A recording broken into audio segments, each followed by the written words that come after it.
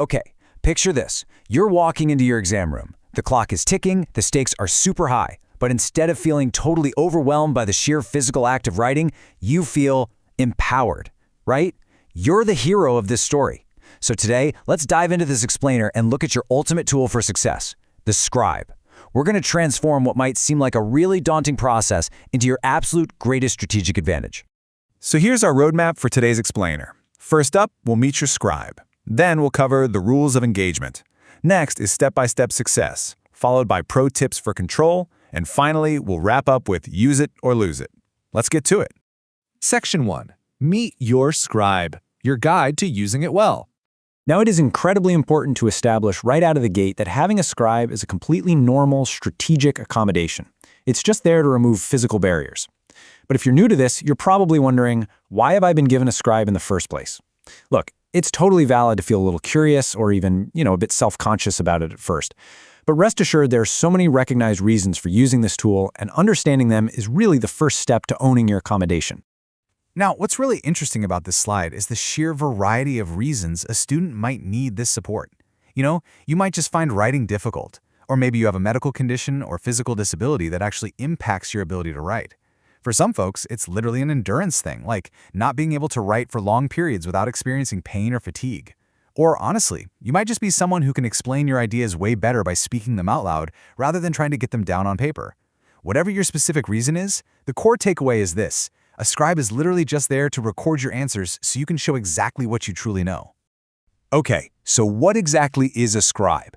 Well, by definition, a scribe is a trained adult who writes or types exactly what you say during your exam. And I really want you to notice that word exactly.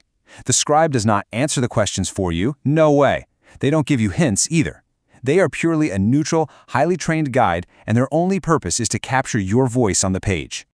I really want you to keep this super empowering contrast in mind the whole time. You do the thinking. They do the writing. The scribe is just a physical extension of you. They're the hands, sure, but make absolutely no mistake, you are 100% the brains of the operation. You are totally in charge here. Section 2. The rules of engagement. What they can and can't do. Every good commander needs to know the exact boundaries of their tools, right? And understanding exactly what a scribe can and cannot do is absolutely crucial to commanding that exam room and, honestly, just avoiding any frustrating misunderstandings on the big day. And this brilliantly illustrates exactly what we're talking about. Take a look at the can-do list. Your scribe will write exactly what you say, they'll read your answers back to you, make changes when you ask, write punctuation exactly as you dictate it, and patiently wait while you think. But look really closely at the can't-do list. They cannot tell you the answers or explain a confusing question to you. They are definitely not going to improve your grammar or upgrade your vocabulary to make it sound fancy. They won't correct your spelling unless you explicitly tell them how to spell a word. And they absolutely will not add their own ideas. The responsibility for the content, the spelling, and the grammar, that rests entirely on your shoulders. It all really boils down to this one firm, critical rule. A scribe writes your words, not their own. They can't change your answer to make it better, they can't add in a missing piece of info, and they can't rephrase a question you don't understand. Their job is transcription. That's the whole shebang. Section 3. Step-by-step success. Executing your perfect answer. All right, so this is your ultimate 6-step playbook for executing the perfect answer inside that exam room. Let's break down the mechanics, shall we? Step 1, read the question. Now, you can read it yourself or use another access arrangement if you have one. Step 2, tell the scribe your answer. You want to speak clearly and at a pace that actually feels comfortable to you. Step 3, give instructions. Now, we're going to expand on this one in just a second because it is absolutely vital. Step 4, listen carefully. You can actually ask the scribe to read your answer back to you just to see how it flows. Step 5, make changes. If you hear something you don't like, tell him to fix it. And step 6, stay in control. You need to constantly ensure that every single word on that paper belongs to you. Now, I promised we'd zoom in on step 3, giving instructions, because honestly, this is where students tend to trip up the most. You must explicitly dictate these 4 specific commands to your scribe. You literally have to tell them exactly where to start a new paragraph. You have to tell them when to use punctuation, commas, question marks, full stops. You must tell them when to spell a specific word if you want it spelled right. And you have to tell them when to cross something out. They are not going to do these things automatically. You've got to command it. Section 4. Pro Tips for Control. Commanding the Room. Okay, think of me as your supportive coach right now. We've covered the basic mechanics, but to elevate your execution from just good to absolutely masterful, you really have to assert yourself. So, the crucial point is, speak clearly so your scribe isn't just sitting there guessing your words. Actively call out those full stops, commas, and new paragraphs. I know it might feel kind of unnatural at first, but it is essential. When you ask for a readback, listen with a really critical ear. And most importantly, do not be intimidated or afraid to make changes. If the sentence doesn't sound right, change it. It's your exam. Always remember that every single answer must originate from your mind.